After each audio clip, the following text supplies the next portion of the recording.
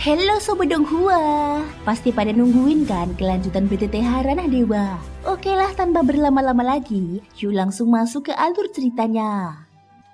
Di episode sebelumnya, Xiaoyan menghancurkan pertahanan klon Susu dan memaksa penguasa ilusi mimpi muncul. Demi menyelamatkan Raja Tianzang, Xuan Huang, dan Feng Xi, dia menerima taruhan berbahaya, yaitu mengorbankan Gao Yan sebagai jaminan. Sambil tetap bertekad membunuh Susu dan Yao Nantian, pertarungan kini beralih dari kekuatan ke permainan jiwa dan pengkhianatan. Pada saat ini Raja Tianzang, Xuan Huang, dan Feng Xi baru saja terbangun dari mimpi panjang yang menyesakan. Kesadaran mereka bahkan belum sepenuhnya kembali ketika sebuah pusaran ruang tiba-tiba terbuka di hadapan mereka. Tanpa memberi kesempatan sedikit pun untuk bereaksi, pusaran itu langsung menelan ketiganya dan menyeret mereka pergi dari tempat tersebut. Kesepakatan telah dipenuhi, dan permainan pun memasuki babak berikutnya. Tatapan Xiaoyan berubah dingin. Dalam sekejap matanya mengunci dua sosok, Susu dan Yao Nantian. Penguasa ilusi mimpi, kau berani mengingkari janji. Susu menggertakkan gigi. Dia telah mencatat semuanya. Pengkhianatan ini akan dibayar mahal dengan penderitaan tanpa akhir. Namun jauh di lubuk hatinya, Susu memahami satu hal dengan jelas. Dia kembali dijebak. Kali ini bukan oleh Xiaoyan, melainkan oleh penguasa ilusi mimpi sendiri.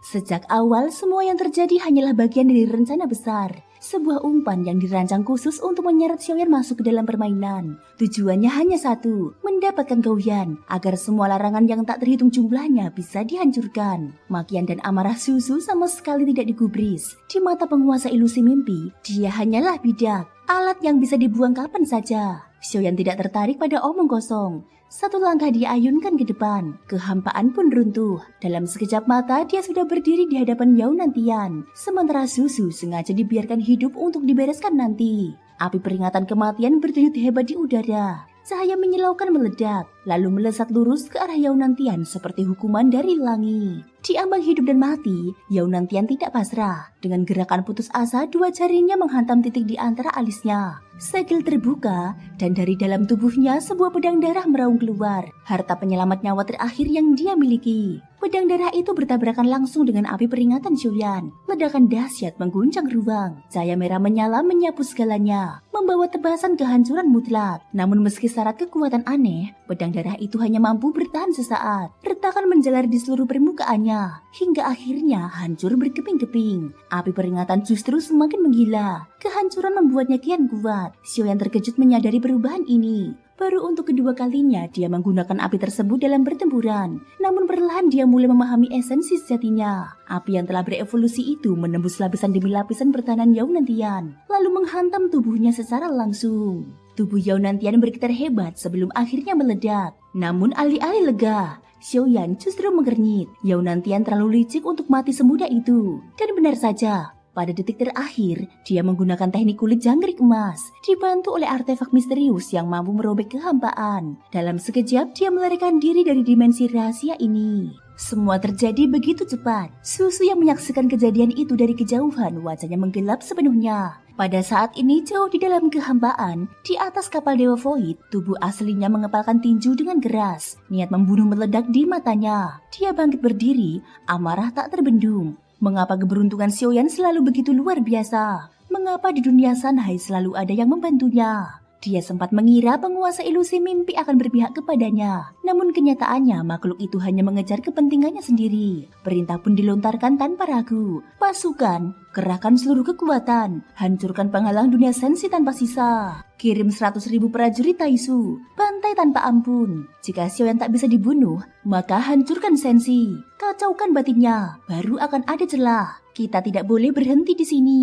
Yang mulia telah tumbuh semakin kuat. Yao Nantian hanyalah sampah tak berguna. Jika aku turun sendiri, aku bisa melenyapkannya dalam sekejap. Namun Susu segera menenangkan diri. Tak seharusnya dia membiarkan emosinya terguncang hanya oleh tingkat keempat belaka. Kali ini, yang pergi ke dunia Sanhai hanyalah sebuah klon. Meski menguras sebagian kekuatan, namun tidak memberi dampak besar pada tubuh aslinya. Di dalam ruang rahasia penguasa ilusi mimpi, api peringatan Xiaoyan kembali melesat. Klon Susu tampak pasrah. Kekuatan hukum kegelapan yang dia miliki sudah bukan tandingan Xiaoyan, terlebih tanpa bantuan penguasa ilusi mimpi. Saat api peringatan berhenti tepat di hadapannya, Xiaoyan bersiap merebut tubuh itu. Namun tiba-tiba aura klon susu menjadi kacau.